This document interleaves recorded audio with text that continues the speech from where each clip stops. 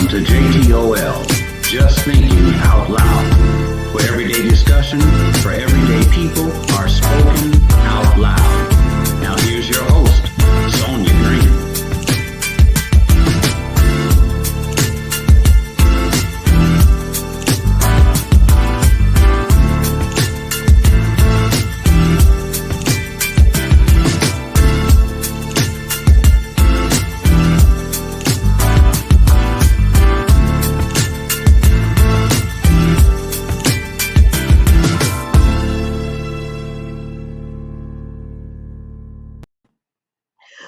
What's up, everybody? Hello. Welcome to JTOL TV, where I am your host, Sonia Green. And I'm glad to see everyone. Please, if you don't mind, share. Sharing is caring. Sharing is loving. Sharing is all those things. But anyway, welcome again to JTOL TV. And we have a good discussion tonight. I got some great guests on.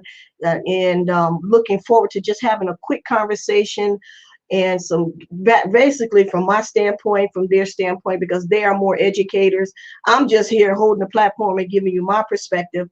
And we're going to talk about transgenderism since Joe Biden has effectively signed back over, I guess, kicked in Title VI and Title VII, which are two different titles coming from the Civil Rights Act.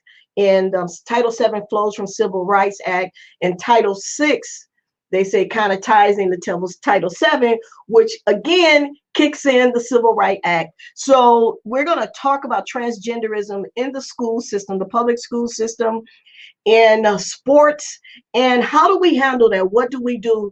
And I just want to talk about some solutions, some ideas, and I just want to make this one thing known to everyone. Listen. I just want to say to all the transgender people, all the homosexual people, all the people who are straight, we have no problem with who you desire to love. I really don't care. That's not my, listen, you ain't sleeping with me. You ain't digging me. So I don't have a problem with that. And if I don't want you to feel offended because we're going to have this discussion. So it's not our intent to offend, but we're just having an open dialogue about this subject. So I don't know what happened to Miss Smith. And I guess she might have got kicked out. She was there, but we just wanted to talk about how do we, and y'all know Erica. And so basically, I just want to read to you the EO order while we're waiting on our other guests. And I really want to talk about how do we handle this in the school? What do we do? How do we handle it? What it looks like, because I've been seeing a lot of people make these statements. Well, I'm not going to, first Christians, let me tell you what the Christians say. It's a shame since Joe Biden got in here, everything just going crazy. That's what I've been seeing. But me personally, I look at it as a blessed opportunity to do something dope. If you know what I mean, to do something fantastic, to do something awesome, and to change something that we say the wealth of the wicked is saved up for the just. And so I was looking at that as a great opportunity. So here's Miss Smith, and glad to see her. Hey, how you doing? Welcome. She's frozen. That's all right. That's all right. It's gonna work. She's not frozen. There she goes. How you doing, Miss Smith? So I just wanted to read a little bit of the EO. So because one thing, y'all know, I always stress that you all don't be ignorant of, as they say in the streets, Satan devices. Don't be ignorant of anything. Don't believe everything somebody tell you. Anything you need to know or learn is always in a BOOK.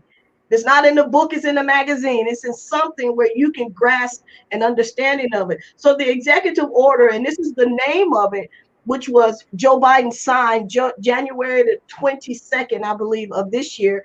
It's called Preventing and Combating Discrimination on the Basis of Gender Identity or Sexual Orientation.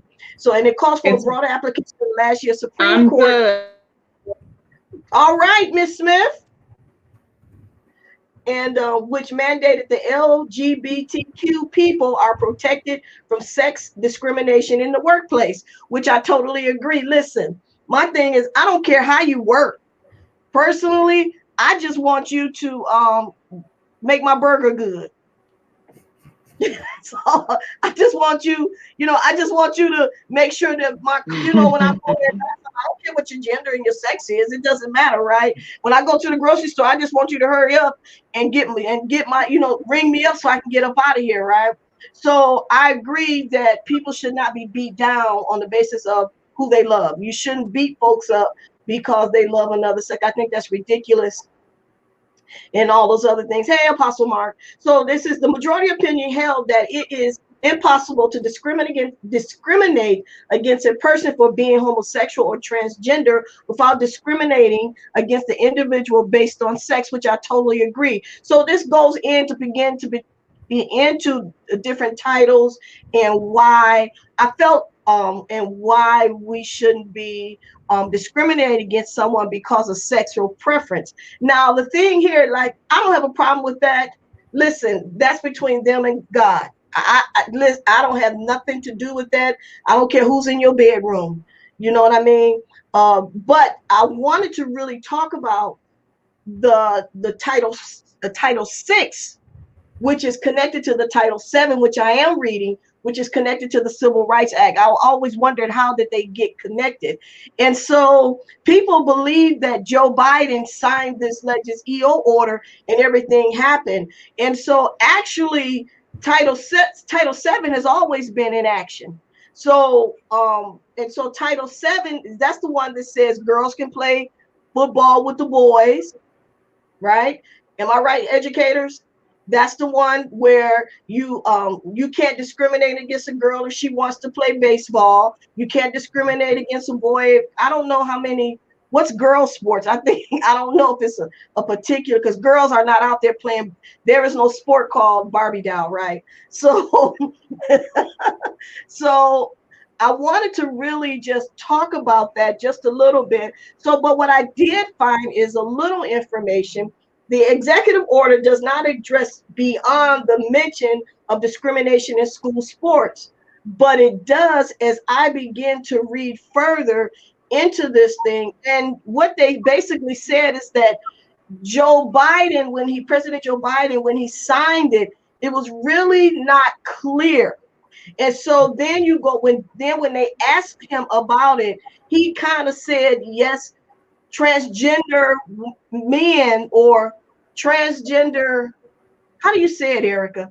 Men who transgendered into women and vice versa, if they claim themselves as women, they are able to play women's sports. If they transgender into from a woman into a male, they can play men's sports. So here is my little non and limited thing on it. I believe this. This is as much as I believe. One thing I believe, that you are born, female or male. Your DNA is going to say that all day long. Your body structure, listen, I don't care how much DNA or steroids or whatever you take to make your voice higher or to make it deeper, to become male or female, your body structure still says male or female. And so my concern was, so here, and I think a lot of people concern is perfect example is when you have a man who's transgender into a woman, and then he enters in women's sports, he's going to beat them. Why? Because his framing he has more muscle mass. He's designed to be a man, and he's going to beat them because they are females, right? And so my concern is, well, is that fair? So Erica and you guys can go ahead and well, one more thing I wanted to say. A friend of mine also said this question. He says, Sonia, he says, only in the Black culture do you find these things to be questionable? I say, yeah, because we probably, I want to say, we're probably the ones that say we make sense. But, he said, we're the only people that question, is this rational? Is this reasonable? So I say, is this a culture thing? Is this a biblical thing? Or is this okay? So I'm going to turn it over to Erica. What do you have to say, sis? Well, first I wanted to start by saying thanks for having this conversation and for inviting me on the platform.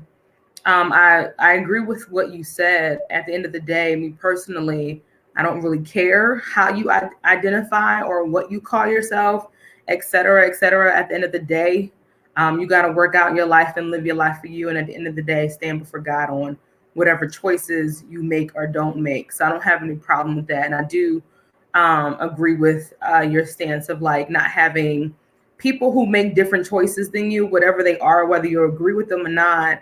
I do believe that there should be protections for people to not be murdered and, criticized and bullied and all kinds of stuff.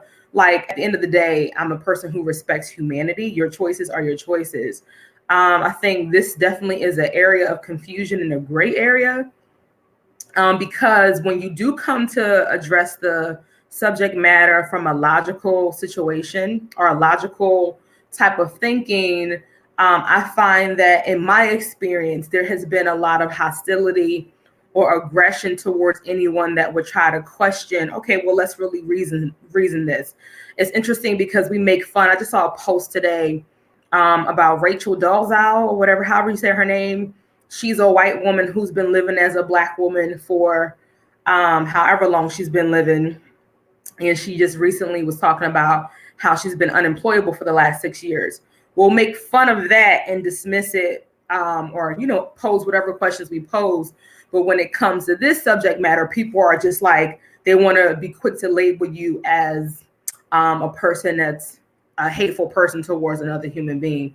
So that's one. I think that's definitely not the case. I think when it comes to, and I work in education, so I've been seeing this agenda be pushed for quite some time now. I want to say as far back, maybe 2011, I've been seeing this agenda pushed.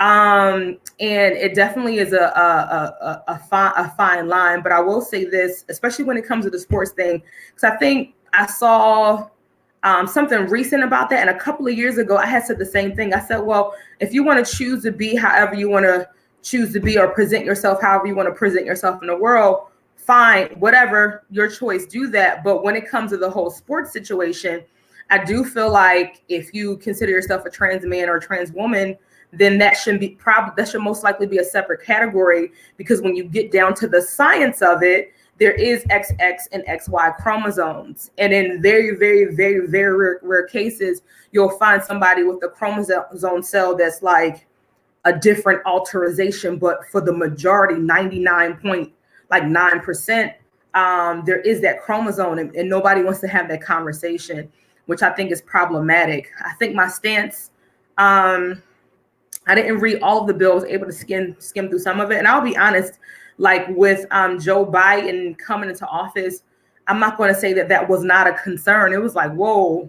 However, what I do understand is that he is a president that was chosen by the people, not just Christian people, not just Black people, not just white people, by an array of people. And if he is representing an array of people, then that's that man's job at the end of the day. My issue, and I take this stance not only when it comes to how agendas are being pushed in education, but I even take it with regular sex ed.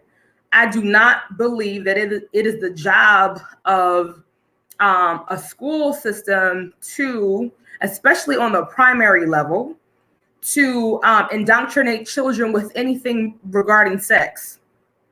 I don't. That is, in my opinion, the job of the household, the job of the family, etc. When we begin to get to the high school level, depending on how the family dynamics are, I can see how, like I had sex ed, but in that it should be permission of the parents where people can opt in and opt out. Part of this agenda, I know specifically in Illinois. Thank you. I know they're pushing this, and this has been happening in the UK though. America always is kind of a few years behind, because in the UK this stuff has been happening in preschool. I want to say for the last 10, 15, maybe even 20 years. But I do believe that my job as an educator is to teach you in the subject matter that I teach, to make sure you're academically proficient when it comes to literacy, math, science, and all of those things. It is not my job to indoctrinate you with things of sex. I'm a person where when I was mentoring a group of young girls, and even now I still mentor young girls, I teach abstinence. I'm not teaching you, I want you to make great choices, but at the end of the day, how do you prevent yourself? By being abstinent. And I know that when I am teaching that method, you would not believe how much pushback I get from people, especially higher up, on just teaching abstinence. No, in order for you to be safe and to protect yourself, your heart, your soul, and all these things, be abstinent. I think also parents have to really be involved in their school system. And again, I'm talking from an educator's lens and a Christian perspective. They really have to be involved because parents don't know how much power they hold. When we're not at these PTA meetings and board meetings or trying to tune in and find out what's going on, there's a lot of stuff that sifts through the cracks, especially with public education. And if parents who are not in agreement with having their children learn about a particular subject matter, if they're not in agreement with that, then they definitely have the power and the authority to push against that. And because again, let's go back to this. I teach in public education. So in public education, everything comes through my door. Everything comes through our door. So we can't discriminate against any particular group of people or how children want to identify. And I teach on the high school level. However, I'm always suggesting this. If you can have this type of group, then you can have a Bible study as well. If you can have this group of people praying in school, then you can have this group of people praying as well. Make it fair and make it balanced, and also give people the option, if they choose to opt out of these things that are coming across the table as being mandatory. Recently, this week, I think it was. Can I interrupt you for a minute? You said a couple of things. The first thing I wanted to address, because I didn't have a chance to grab that information, how they are identifying the children. So you can't say, little girl, go sit down. You can't, little boy, go sit down. You can't say that anymore. Well, no, you can say it, but you have to, what has been asked is to ask the children how they want to self-identify. And so it's the she, what is it? She, her, they, hers, or they, you have to ask them how they want to identify. And then, I'm not a person who's going to be a jerk about it. For me, what has always been a very safe thing, I'll call you by your last name. What's up, Johnson, Jones, whatever. Half the names, I'm not gonna say that. I'm not really good with names anyway. So it's best for me, for Erica to call you by your last name, because I will butcher your first name, period. And so for me, that just works. I just call children by their last name and just kind of keep it moving. And you also said about the parents being involved. So why is it important that parents should be involved in this school board decision? Now, I just want to add this little caveat, is that if you have, we've heard all through the political system, states' rights, state rights, state rights. So basically, your state acts like a country within a country, if you know what I'm saying. Yeah. So you, as a citizen of the state of Michigan, the state of Illinois, or wherever you're from, you can go in and say, I do not want this agenda in my school system. And and you don't have to. So can you just talk of that, why, and that's why it's important. Can you just share that a little bit on that?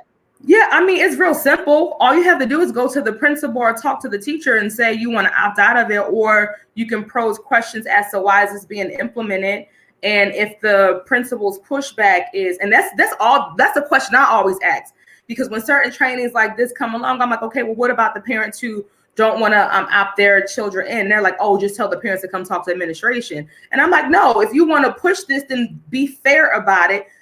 So really talk to your principal, the principal. You can talk to the school board. If you want to go higher with it, you can talk to the superintendents in the letter. You could even talk to your aldermen or council people and speak towards that. And at the very least, they should give you the option of having your child opt out, or having that, whatever that class or subject matter, be something that is considered an elective, where I'm speaking on the high school level at this point, where the child has an opportunity to choose. I know when I was teaching primary school, I don't celebrate Halloween, right?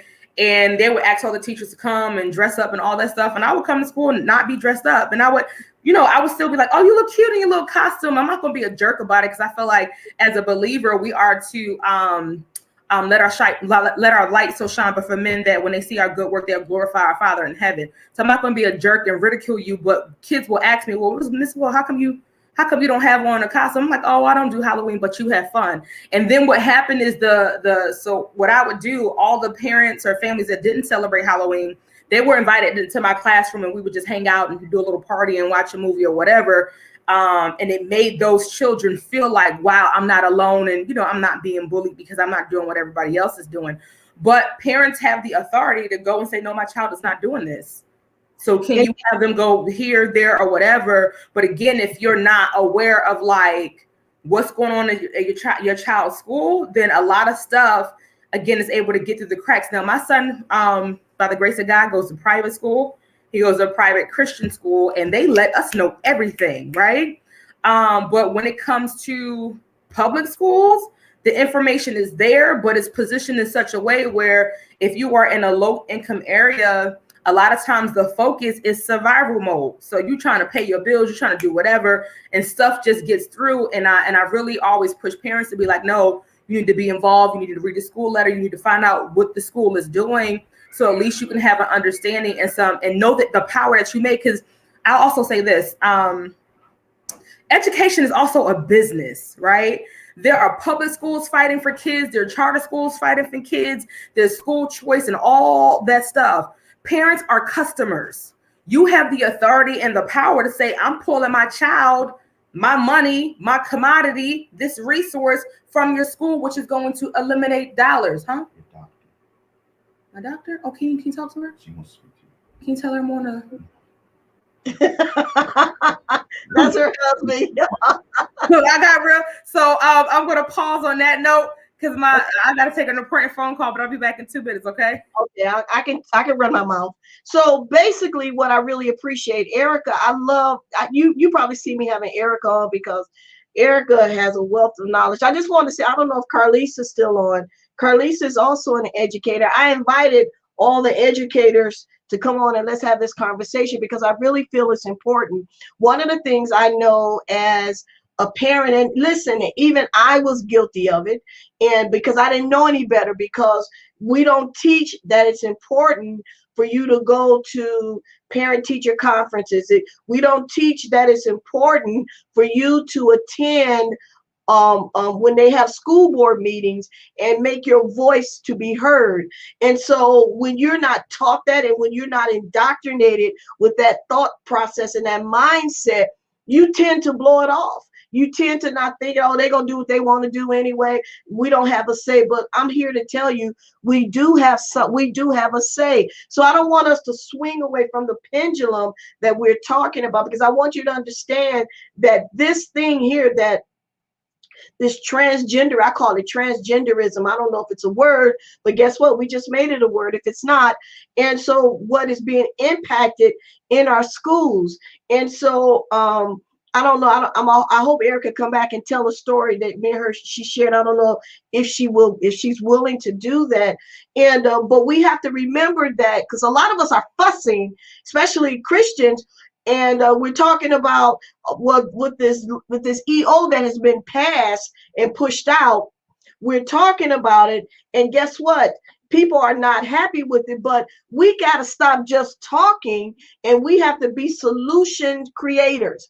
Other words, we got to get off of our butt and do something, whether it's you going into your school board and a bunch of you all going and talking, or if it's you just running for office, or you're running for school, someone on the school board can help make these decisions. But we can't sit in our corners. And here, let me just make this clear. We must pray. Yes, we must pray. But I like what Fannie Lou Hamer, y'all hear me quote that quite often.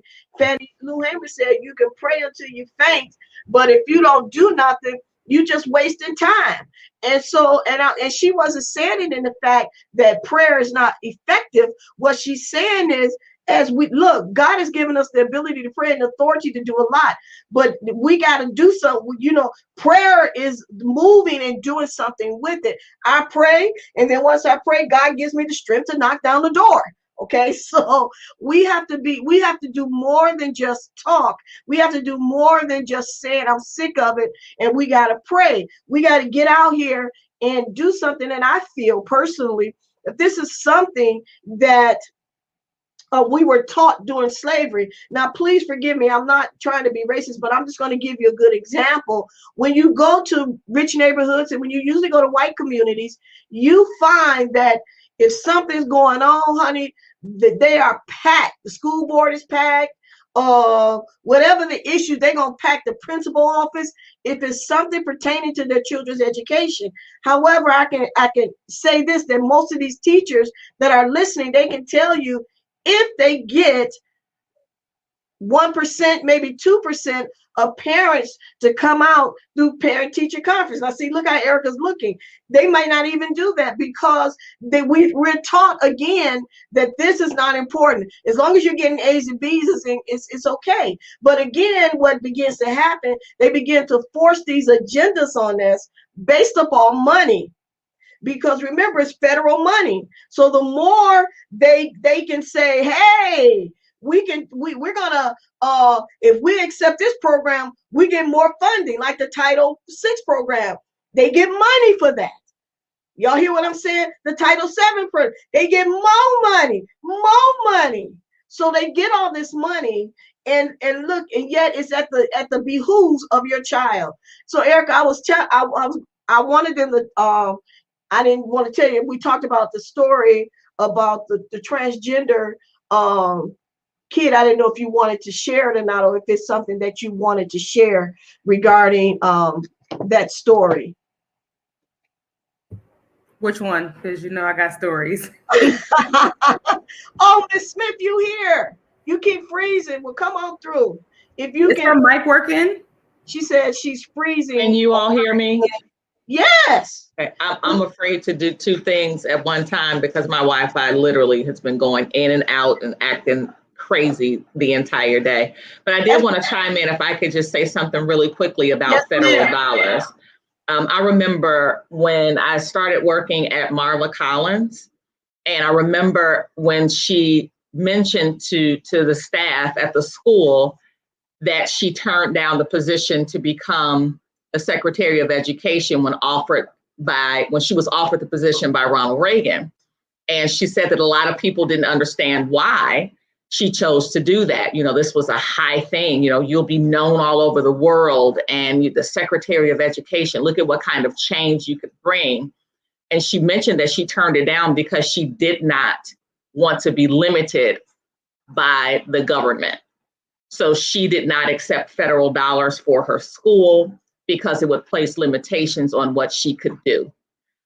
She wouldn't allow the federal government to mandate what she could and what she could not do. And again, at that time, I didn't really understand it, but now having my own school, I completely understand and respect her stance because as a Christian, with having a Christian school, and we're registered in the state of Illinois, there are certain rules and guidelines that we are expected to follow. And the agenda for that entire curriculum that is being pushed on, I noticed it a few years ago very closely. I started paying more attention to it the more we began to consider even becoming registered in the state. And I refuse. We don't receive federal dollars outside of title funding through the public school system, which is very minimal. But if I have to choose between morals and what I definitely believe in, then those federal dollars can stay where they are, because I refuse to push that agenda being registered in the state of Illinois or not. It will not be pushed at CCA. But it definitely is a way to put a stronghold on you. We offer you these federal dollars, and then you almost feel obligated to do it. Oh, well, maybe I could tweak it a little bit and we can just do it this way. No, then that's how you get stuck, because then you start compromising yourself for the dollar. So I just wanted to chime in on the federal money part.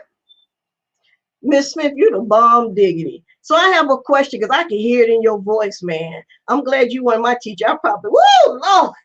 Listen, I was a kid. They gave you that paddle with the holes in it and put the fear of God in and tell you that if you get in trouble, your skin gets sucked through the hole. But I just wanted to for you to just introduce yourself to the people on JTOL TV, give them a little bit of information about who you are, show them that you got the creds, you got your street creds, and you got your biblication creds, and that you are not some by the way person just running your mouth or just making something up. Because and let them know that you know what you're talking about. Because I love what you just said about Marva Collins. Now I remember her. I remember the Marva Collins story and how powerful she was, and I remember when she passed too. So even though she had some influential on me, thinking, look, you got to get your education. If nothing else, I can't say she was here in the D, but I realized that if it was important enough for her to raise up a system and raise up people to train and leave, I always call it leave a footprint or legacy, then I felt it was very important that we get our education. So I'm gonna shut up and let you go ahead and just share a little bit about you. Well, my name is Pernicia Smith. I am the proud owner of Cambridge Classical Academy, which is located in Chicago on the South Side in the Bronzeville area. I had the privilege of graduating from an historically Black college and university, Jackson State University. And I definitely was introduced to education through my mother. She inspired me to want to work with children. She was always working with the children in the community, either feeding them, giving them words of advice and wisdom. And I just loved the love that they showed my mom. So that's when I was first introduced to just the impact that an educator could have on a child's life. When I graduated from college, I started working at a private school and eventually started working at Marva Collins. And that's when I think my life changed completely. Like, it genuinely changed. I was not a teacher, I became an educator. So I understood the difference between being a teacher and actually being an educator. I had to embody everything that I was doing. I then became a part of the children's lives. I started seeing them differently. Marva Collins always told us that education isn't an act, it's a habit. And that children, if they believe that you believe in them, they'll do anything. And a child will identify when you don't believe in them, when you don't care about them, when it's all a facade. Children see right through it. So if you're not going to walk this walk and be the educator that you were called to be, then there's the front door. So that's when I literally fell in love with what I was doing. And I think that's about it. I always wanted to, before Marva Collins closed, let me just add that, I wanted to create a school that resembled what her vision was, because I admired her just that much. And thus Cambridge Classical Academy was born in 2017. So that's just a little bit about me. I love education. I love God. I love the fact that I have the liberty to teach about God and draw children to the kingdom of God every single day. We have these types of discussions, and that's it. So thank you for allowing me to say a little bit about myself. Erica said you perpetrating. You holding back. But I just want to say thank you for hanging with us and coming on and sharing. And I love what you're doing because, listen, we know Deuce. That's all I have to say. A brilliant kid. So listen, we're going to take a few minutes to do a commercial break, and then we're going to come back and we're going to talk a little bit about the transgender situation in school. And I love what Ms. Smith has said, and I want to tap in a little bit on starting school. So if you just give us a few minutes and let us just get our mouth, or get a little parched, get some water in our mouth or something, and we'll be right back with you. This is JTOL TV, where I'm your host, Sonia Green, and we're talking about the executive order and transgenderism in the school systems, the education system, and sports. Thank you.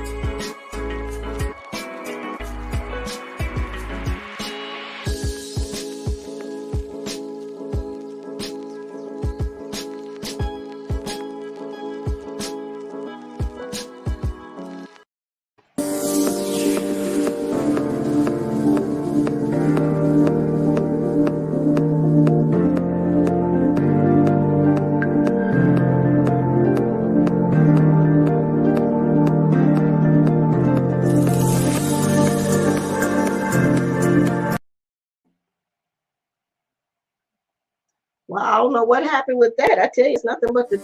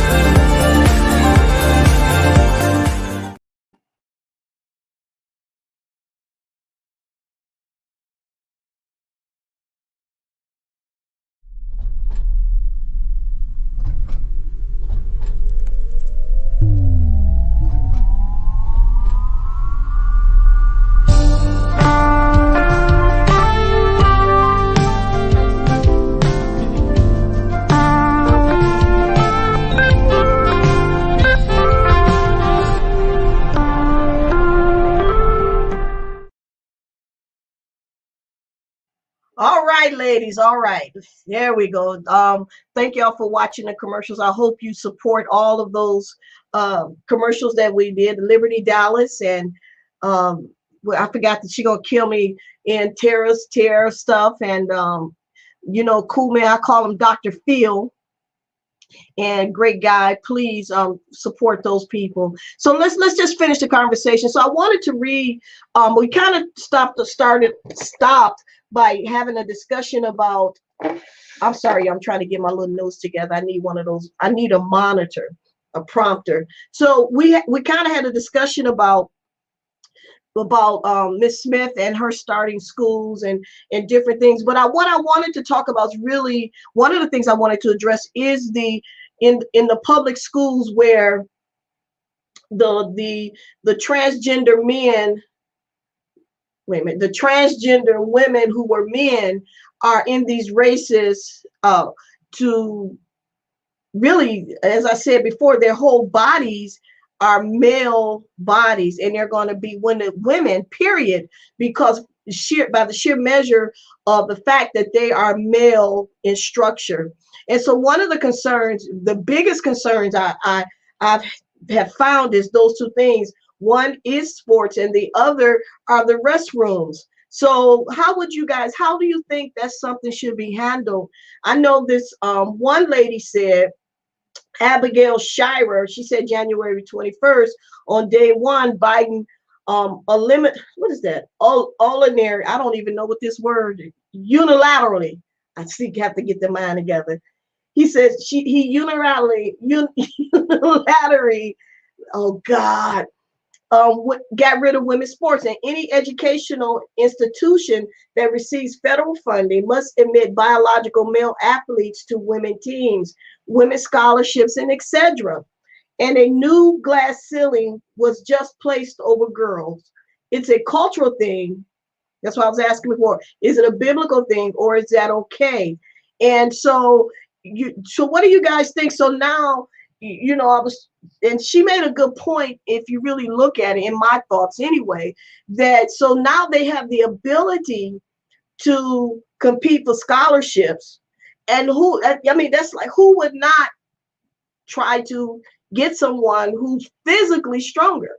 What's your thoughts? Do you see that in school? Or Erica, because you teach you in high school, right? And Miss Smith, you teach babies. So how would you deal with that? What are your thoughts on that?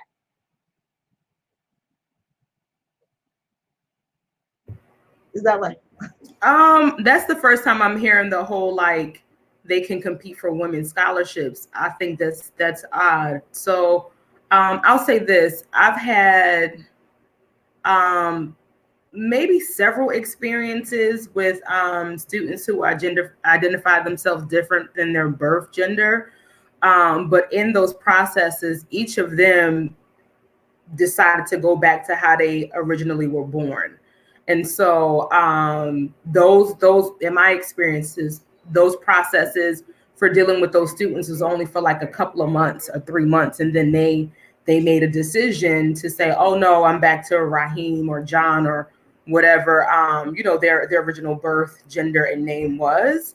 And so even in those experiences, me again, I treat people like people, human beings. So I'll love on you anyway and teach you and etc. But my schools, all of my schools that I worked at have been very interesting, where we've always had family restrooms. So I've always noticed that they would use family restrooms or just use the restroom in which their birth gender, right? However they identify with their birth gender. I have in my current school, I do know, well, prior to COVID, that there were girls who played on the football team with the boys, and it really wasn't that big of a deal, but none of the girls identified themselves as a boy. They just were girls who played football or girls who wrestled. In my experience, again, I've never seen any try to join the team. I think, again, I've never been an administrator. My husband is, but he probably could speak to this more because he's had more situations than I have, especially on the high school level. But I think that the conversation or the issue should be raised as an addendum to that bill to just start transgender sports then, if that's the case, because I don't think it's really clear and or fair for somebody who transitions to also begin to compete with something that's for women who are born women. Just like when it comes to affirmative action, or if it's a scholarship for, I have a background in theater. So if I'm a theater person and there's a scholarship for a person with a background in theater, and then somebody, I don't know, who's a science person trying to compete for a science thing, and you have no background in that, I don't think that's fair either. So I think of that, because again, I'm looking at it from the perspective of the public and the people. Yes, baby. We need batteries for this truck. Okay, you ask Daddy for the batteries for this truck. I just would do a separate category. I don't think that's fair. I don't think it's fair. I'm just be quite honest with you. Just even with the whole what is it called, minority type of regulations that they have.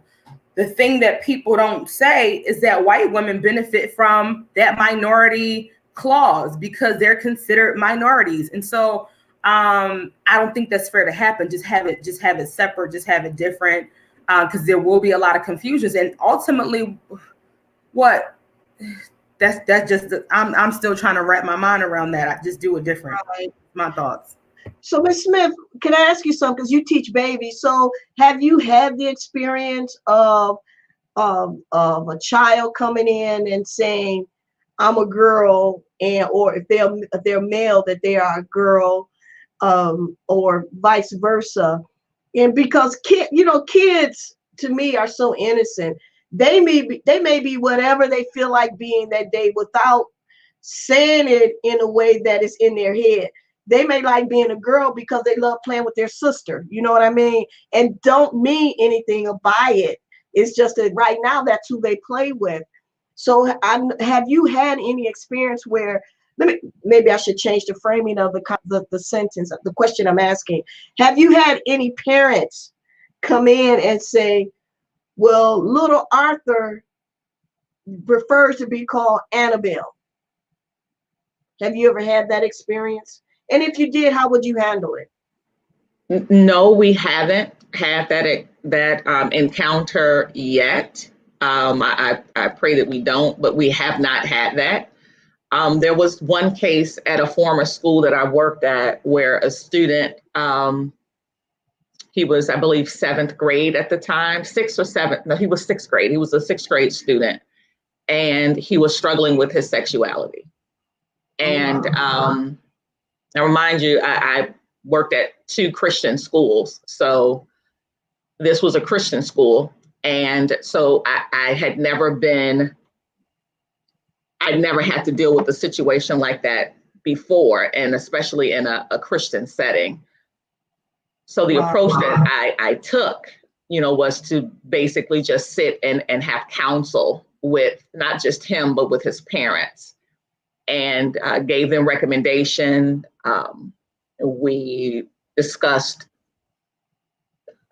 having the child seek counseling. But that was about the extent of it on my end. I definitely did not treat him any differently with that knowledge, knowing that that's how he felt. I didn't encourage it either, but I did not ignore him as a result. So I have not had to face that, but I do know that it is almost important to prepare for situations like that. We've had atheists that have come to the school, and we cannot turn them away. We let the parents know up front that, this is a Christian school. Your child will hear scripture. He may not have to memorize or recite them, but we pray every morning. We have devotion during class time. We teach to the whole child built on biblical principles. So we're not trying to indoctrinate your child. He's going to receive an education, he or she. However, this is what we are, and we don't change our foundation as a result of that. So I think we would probably take that same approach if we were confronted with that type of issue or situation. Wow, that's good. Man, you make me want to go to your school. So, I wanted to show this particular, and we're going to get it because we're wrapping it up. I'm trying to keep my time down to an hour, because usually we can go on with these subjects. So this particular, hold on, let me see. How can I have to remove y'all down? It's not going to come up like I wanted to. They changed some stuff on here for me, so I'm not pleased with it. But this lady, it was a transgender male, a female who transgendered into he was a male and transgendered into a female. And he joined the WWA. And so hey, there you is, hey. And so she had a fight 2 days ago, and practically beat a woman's skull to pieces. So I'm thinking, so this is my thinking, here we go again. You may think and feel like a female, but your body says male. And so these are the things, these things concern me about that. And I agree with what Erica said. We need to have, just like we have our Special Olympics, and I'm not saying that these people have issues, we need to have something for transgender men and women, because it is unfair. And you know what? I never really thought about it, that there are no sports for women. There's no specific sports for women. Like you could say football, it's a guy's thing. You could say basketball, it's a guy's thing. But if you say just a woman's sport, you can't really identify it. You can see the opposite of like gymnastics or volleyball, but it doesn't get the because when in your mindset you always think male. So what I said, this is my little 2 cents, which means nothing.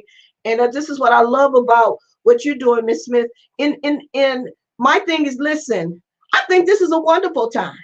I think this is a time where if we don't like what's going in the school system, how about we just build our own school system?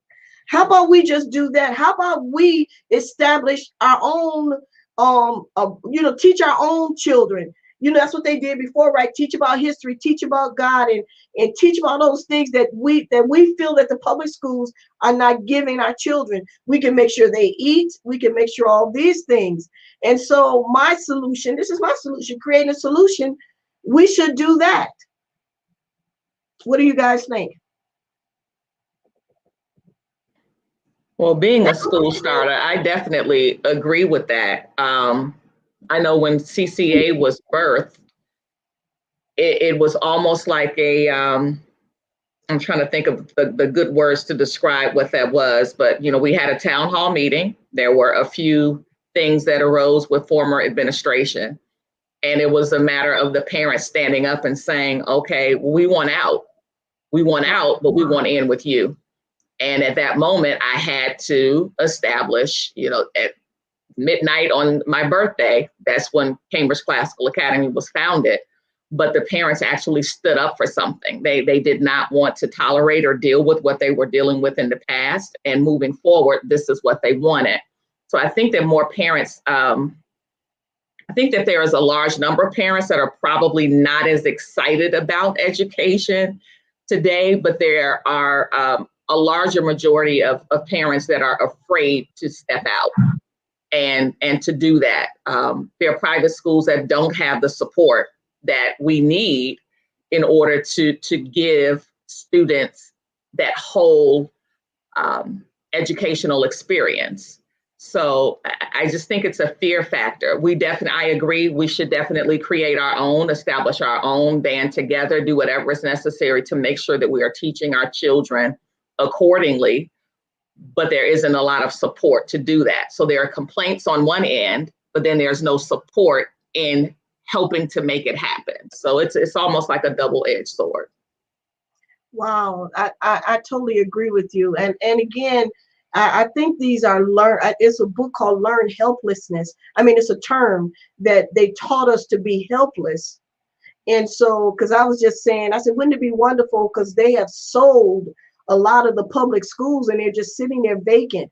Wouldn't it be lovely if we had the builders, men come in who specialize in plumbing and heating and cooling and construction and carpentry and all that stuff, to come in and say, listen, I'm going to donate my time to build these buildings, to get them together, because I care about our community.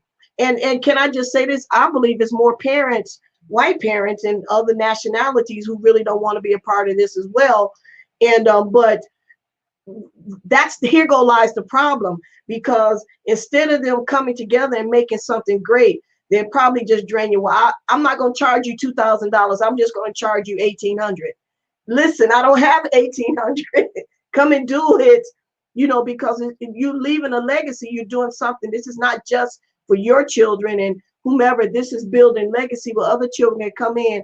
I always say, all it takes is one person to change a generation, and and make a whole life, a whole family strong. So Miss Amy Lane, I see that you've joined us. Are you there? Yes, I'm here. Hey, how are you? Hi, doing great. So we want to hear. I know, me too. I hear you. I work today too. And so I know it's like, man, you get lazy working from home. Yeah. So Miss Lane, can you tell us a little bit about yourself? And then I just want to tell you what we were talking about, and hopefully you can add some of your thoughts and perspective of our conversation. Okay, I am a home daycare provider for the last 30 years. I am married to a wonderful man for almost 40 years. He's a minister, so am I. We have 3 beautiful children. I have 2 grandchildren with 1 on the way. And I love what I do. I am I'm in I want to say a new ministry, but I'm in a part of the intercessors at my church, New Life. But I'm from John Eckhart's ministry. I've been there almost 30 years. And so I work heavily with the ministry and with people and social events. And yeah, people. Love to work with people. That's me. I'm sorry I missed you, most of your broadcast. That's all right. I had to cut that fan on because I got all these lights, and I had to cut some air on through here because I'm cooking like a piece of bacon. So, Miss, I'm surprised I don't know you, Miss Wayne. I used to fly out there. Oh my God, every weekend to go to that church at least twice a week. I mean, twice a month, fly out to Chi-Town. Which one did you go to? Both of them what's that one over there on the blue building? You talk about New Life? No, ma'am. Apostle Eckhart. Oh, Eckhart. Where do we go? What's this? Erica, what's the name of it? AFC? That's Yes, not ma'am. the AFC. Well, Southern they Night have. International. Yes, ma'am. Because he had another building. They used to have service on Friday nights. On 35th Street. Yes, ma'am. Yep. That's Yes, where it ma'am. really happened at. That's where it Woo. went down. In that little bitty building. Ooh, it was standing room only. You Yes. probably, yeah, we probably know each other. So we were having a discussion basically about the executive order and how will we, first of all, I always like to be one to create solutions instead of always talking about the problem. We're good at talking about problems, but we lack some of the fortitude of creating solutions and then implementing the solutions.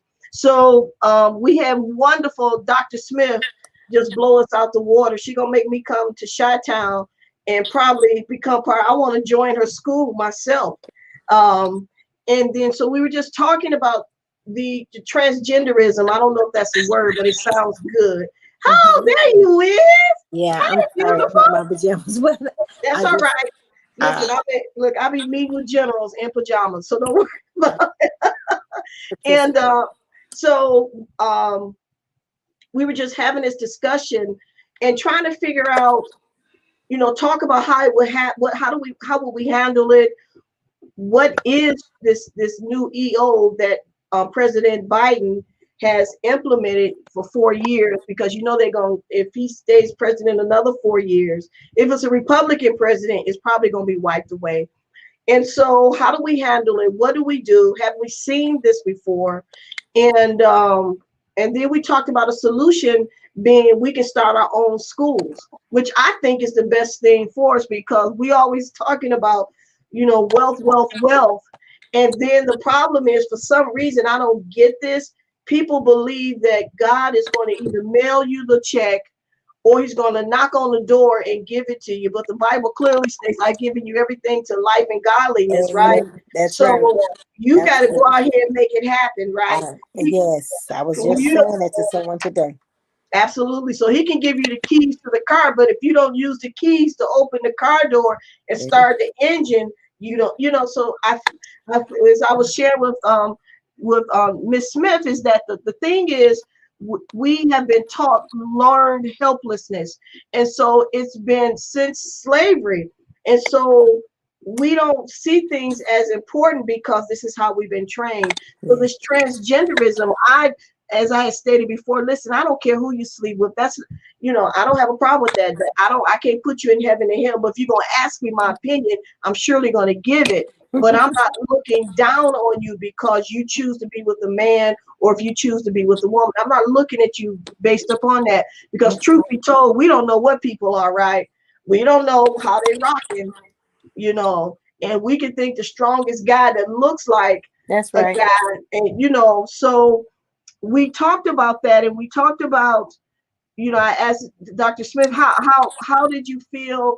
Have she ever experienced anyone, a lot of these children come in sometimes and they come in and say, well, I'm a girl and they're a boy. How will we handle that? And has she ever experienced anything like that? What about yourself? No, I have not had anyone, children or adult. I lesbianism. I'm very familiar with that. but as far as someone just in transgender, just straight out saying, well, I'm this, and that, I have never really come into contact with that, verbal, where it's just one-on-one, like, to um, be in the presence of that. But how my feelings are about that is very unfortunate that that is the thinking that you have, and my position would be trying to help you to find your real self, Yeah. whomever it is. That's the position that I will be taking, to help navigate you to the path of, your original state, or what it was intended to be. Yes. So, Erica said you build the educational system at Crusaders. Yeah, I was yeah, I was a part of that. Yeah. So Coy Wade. That's my big brother. Yeah, I'm about to tell him when I talk to him. I know him very well. We did our prophetic training together. Okay, great. Yeah. Who was that said something? Tara said, which I really love what she said. We don't. There's not a lot of support, and I believe, again, I don't even understand why we don't have this importance. We talk about building a Wall Street type situation like they had in Oklahoma. We talk about all these things, but when it's time to implement them, we tend to lag in it. So what would be can you all tell me what would you think will motivate people? I don't even know how we could do it, to say, come on, let's build this institution, and let's, so we can create something great for our children and so forth. Because listen, and all truth will be told, this just dropped in my spirit, is that if there's a good school system in a community, it changes the dynamic of the community. Absolutely.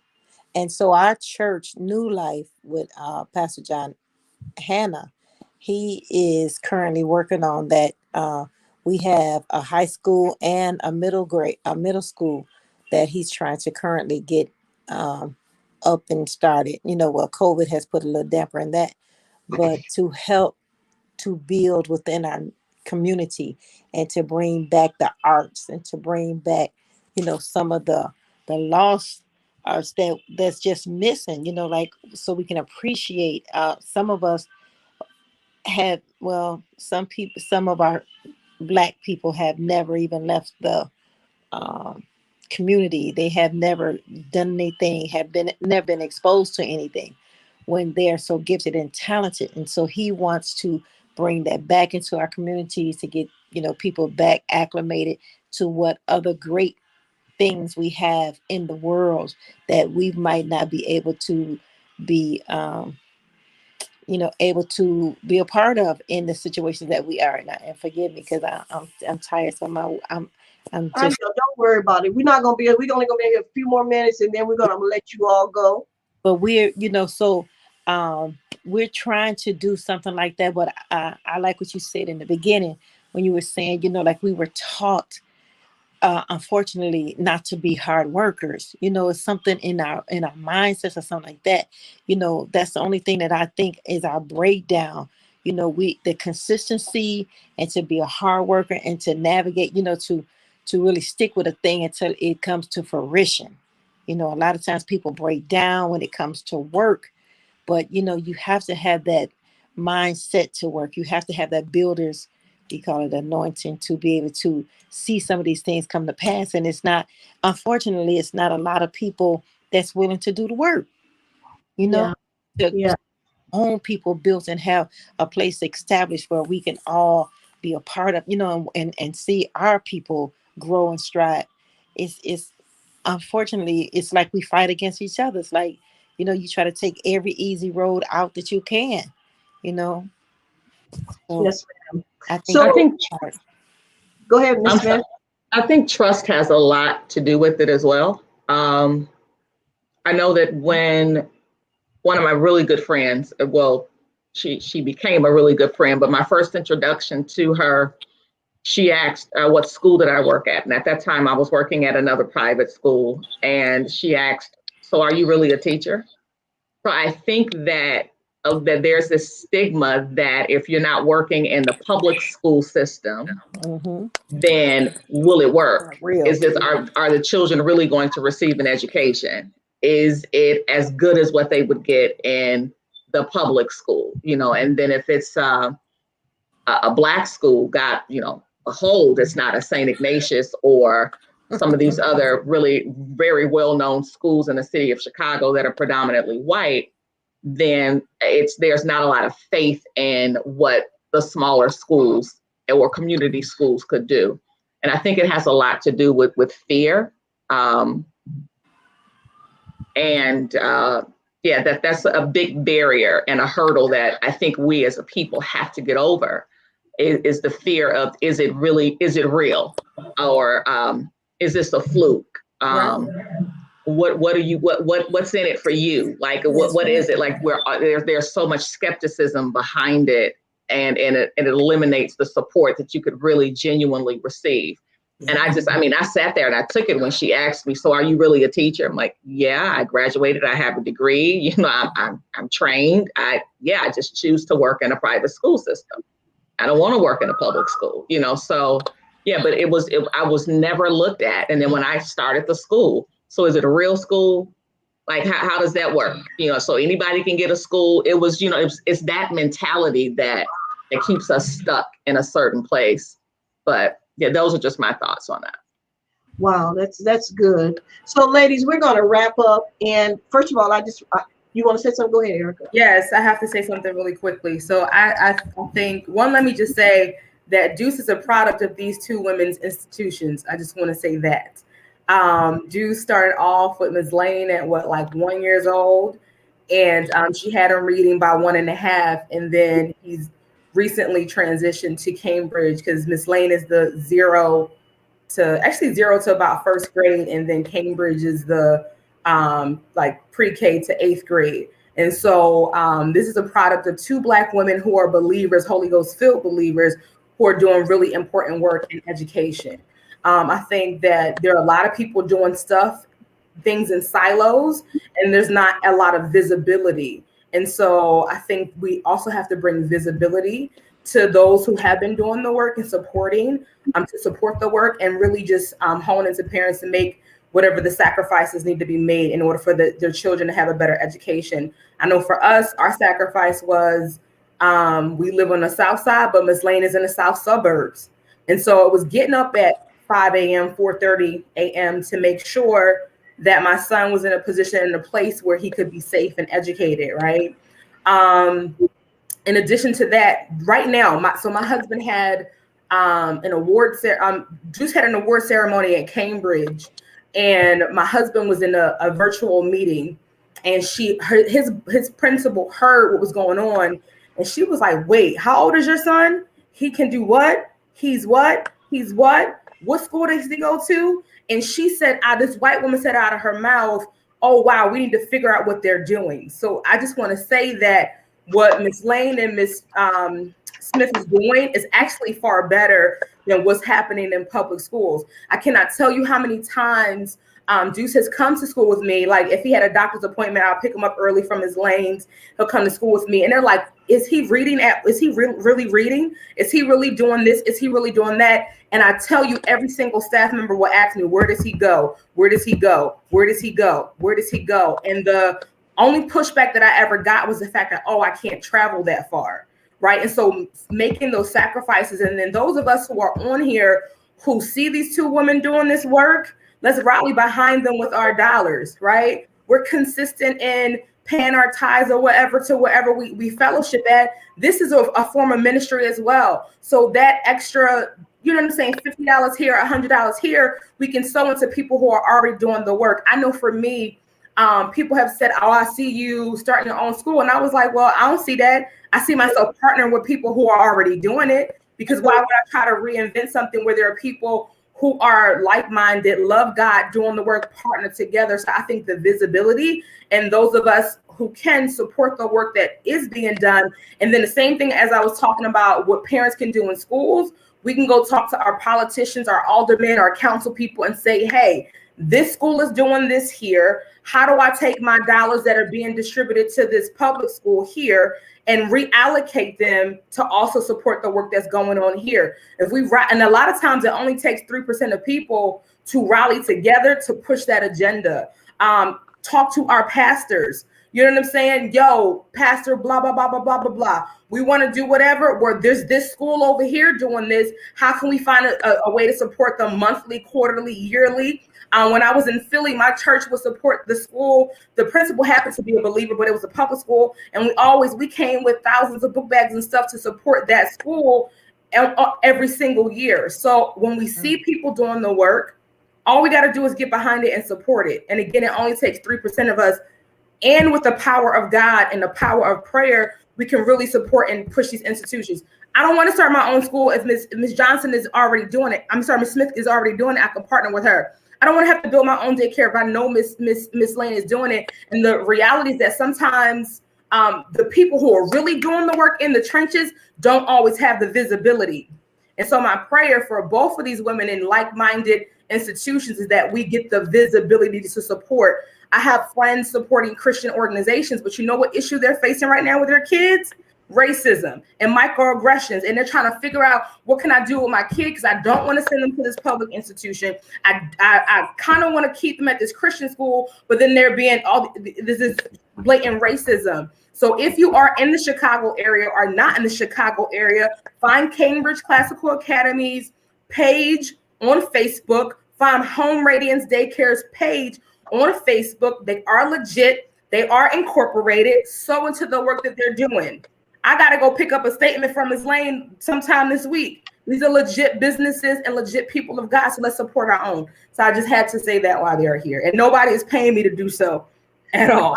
I think it's pretty dope. So ladies, if you all can, if you can, I want to put on there because I think it's very important that we support. So Miss Smith, you another one. I'm gonna kidnap you and Erica and put y'all in my trunk and bring y'all to the D. Miss Lane, I'm gonna come and steal you too, but I don't want your kids looking for me. I think this is so wonderful what you ladies are doing. So we're about to wrap it up. So I would like for you all to say I think Erica might have kind of already kicked it off. If you ladies would like to say something with your last words, can you say something? Ms. Lane, Ms. Smith. I just thank you just for want the to say, opportunity. I'm sorry, Miss Lane. Go on. I was waiting on you. I just want to thank God. Okay, it's your turn. Ms. Lane. Go ahead, Ms. Lane. No, I was just gonna, just thank God for the opportunity and the exposure, and just to even know that there's women out there and men that's really seeking a better place and space for our children and our Black people to come up in a safe haven. We know there's so much more that can be offered to our children, and sometimes we have the exposure to. And I'm just really, happy to hear, Erica was just sharing with me about your program and what you were doing. And I just want to thank God for you, and even having the desire to see more schools come up in our area with our Black people, and to see them strive. And because it's so much that we have to offer, but like Ms. Smith was saying, trust is a big issue, and what you were saying, that work ethic is another big issue. But if we keep on pushing and striving, we're going to show them that they can trust in what we're doing. As I told one of my parents, the proof is in the pudding. We have people who echo what we do. So, if we just keep on striving to go better and to do harder and to show what we're doing, more people will be, hopefully come in, and more exposure comes to what we do, and more people will partner with us. That's what my prayer is, that I get more partners to do what God has placed in me, because it can be so great. But sometimes it's just that you need that extra strength to help you get this thing initiated, what you have in your vision to see this great work happen. So I'm glad to be here. Thank you for the opportunity. Miss Lane, I really so appreciate you coming.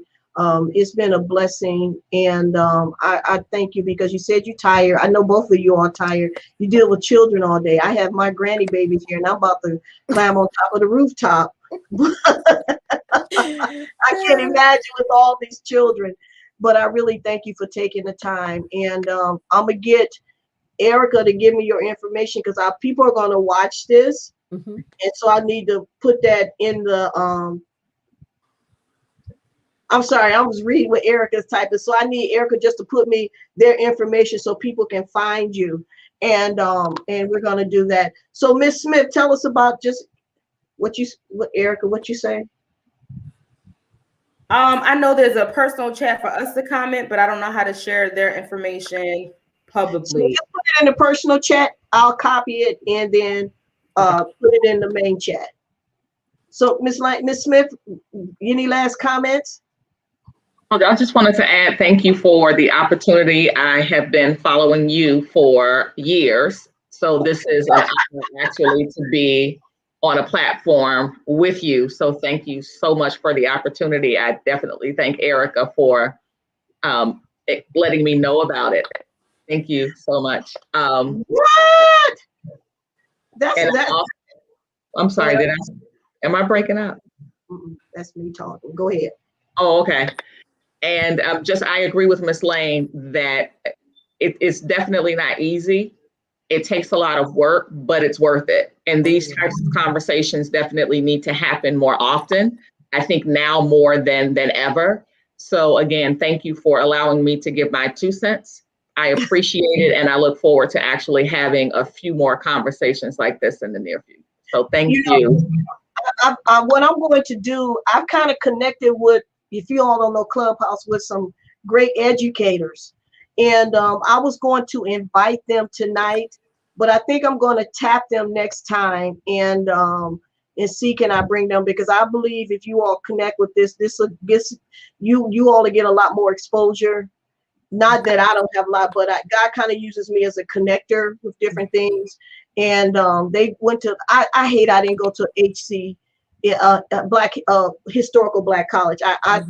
I'm listening. I'm thinking about going to get my PhD in it in one of those schools. Wow. But I so appreciate what you all do. I love to have Erica on. Because she just brings the fire, and I can just I don't have to think all the time. I don't have to be the one with all the knowledge. She has a wealth of knowledge, and I love what you ladies are doing. And I'm going to I really want to make it my business to make sure that I give something into what you guys are doing, because it's just like politics. We talk about we're sick of different people, but listen, politicians only understand one color, and it's green. And when you start kicking out their money, situations and things will change for us. And so when they begin to see our money, I said, you want to get some attention, take that money, and it'll get a lot of people's attention. So I really so appreciate what you all are doing just for us as people of color and Black folk, African. I like to call us African Americans because we came from Africa. We ain't come from Black. We came from Africa. So African Americans. And so I so appreciate what you all do. And please keep me in your prayers as I will keep you in mind. And listen, everybody, please support these women, support what they're doing. If you're in the Chi-Town, listen, you can't, it's just like healthy food. Healthy food costs more than food that really isn't good for us. So if you want to eat healthy and sustain good health and eat, have a healthy diet, you're going to, instead of paying $10, you may have to pay $20 or $25. You're going to do it. And this is the same far as education.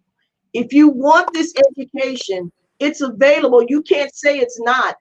You may have to drive 10 or 20 miles, but look at the reward of what your children will be successful, because it's so important. They say the greatest years of a child is from birth at least until 7, I think, or somewhere around there. You guys are an expert in this area. 5. And what you put in them determines their path on which way they go. So you say what's important for you.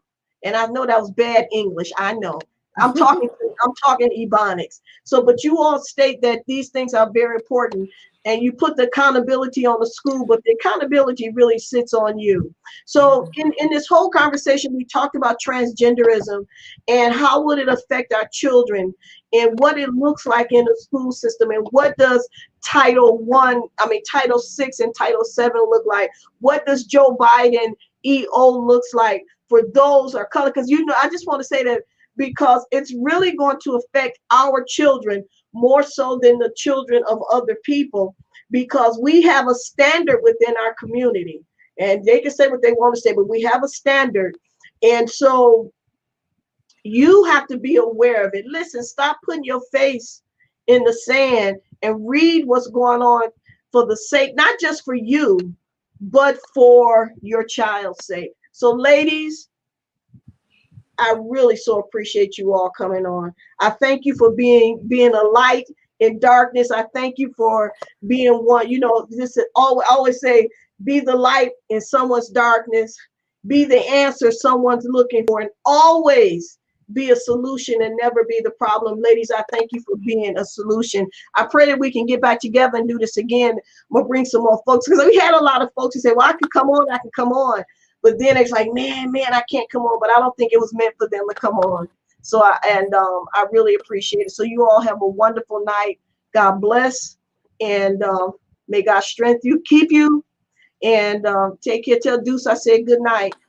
Good Bless night, you all. Bye-bye. Thank you so much.